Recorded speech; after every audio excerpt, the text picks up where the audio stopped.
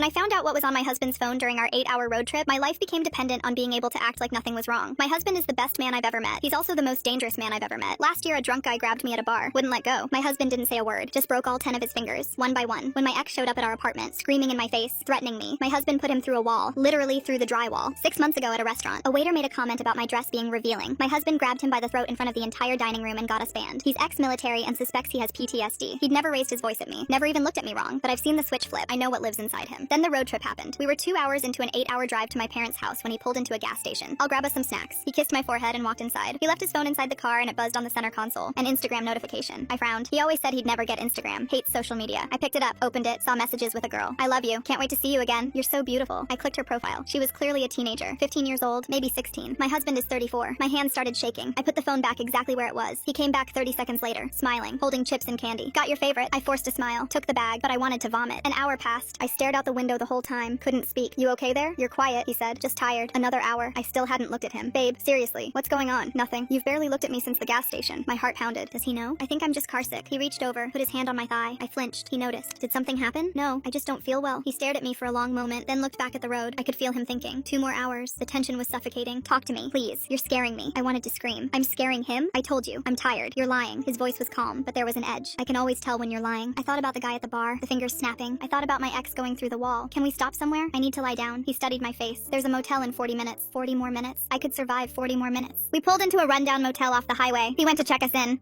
The second he walked into the office, I pulled out my phone, hands shaking, dialed 911. My husband is a predator. I found messages on his phone to a 15-year-old girl. Roadside inn, exit 47, room 12. Please hurry. He has a violent history. I hung up, deleted the call. He came back, smiling, holding a room key. In the room, he kept asking what was wrong, kept trying to hold me. Tell me what's going on. I'm fine. Then why won't you look at me? Sirens in the distance, getting closer. Red and blue lights flashed through the curtains. He stood up. What the hell? Minutes later, there was pounding on the door. Police, open up. He walked over and opened the door. 3 officers, hands on weapons. Sir, step outside. Hands where we can see them. My husband did a double take. What's going on? Step outside, now. He looked back at me, confused. Then understanding. You called them? I was crying. I saw your phone. The messages. To that girl. His face went white. Officers grabbed him, pushed him against the wall, cuffed him. Sir, we need to ask you about communications with a minor. She's my daughter. Everyone froze. What? Bristol, she's my daughter. From before I met you. He was crying. I'd never seen him cry. Not once in 3 years. She found me on Facebook a year ago. DNA test confirmed it. I've been building a relationship with her. I was going to tell you. I shook my head. The messages. Scroll down. She calls me dad. She sent me a Father's Day card. The officer took his phone, scrolled, looked up, nodded. He's telling the truth. They uncuffed him. He just stood there, staring at me. You thought I was... He couldn't finish. I'm sorry. I only saw a few messages. I was scared. You called the police on me.